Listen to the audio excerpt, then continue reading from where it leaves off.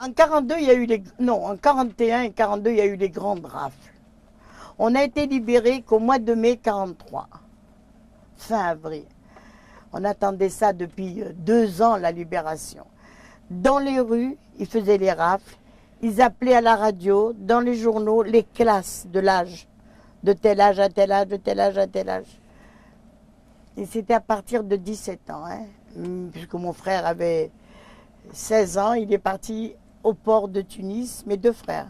L'avocat, celui qui voulait faire médecine, qui n'a pas fait, il a fait le droit. Ils étaient là avec des centaines d'hommes, des centaines d'hommes de la communauté.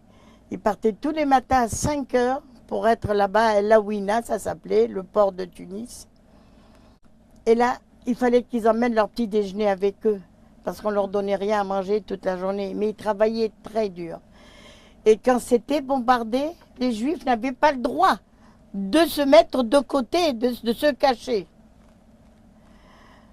Ça n'a pas été facile. Et dans les rues, on raflait dans les rues.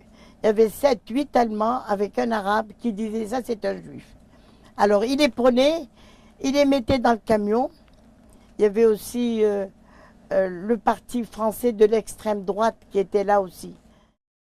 Ils étaient là et ils raflaient les hommes dans les camions et ils les envoyaient 700, 600 kilomètres de Tunis, sans habits, sans argent, sans rien. On les prenait dans la rue, ils allaient travailler. Après, les Juifs ont pris l'habitude d'avoir dans leur poche 50 ou 60 francs, avoir un petit sac quand ils allaient travailler, une savonnette, une brosse à cheveux, un rasoir. On ne sait jamais quand ils étaient raflés. Mais dans les camps où ils étaient, ils ont beaucoup souffert du manque d'eau. Ils étaient dans le désert, hein. Du manque d'eau, du manque de nourriture, du manque d'habillement. Ils pouvaient pas, ils dormaient qu'à la Belle Étoile, ils dormaient dans les rues. Ça a été une souffrance terrible. Il y avait une épidémie de gale, une épidémie de peste, une épidémie de furonculose. Et tous les jeunes médecins juifs partaient dans les camps pour les soigner, avec des tonnes de médicaments que les pharmacies juives nous donnaient. Pour ça, la communauté, elle était bien.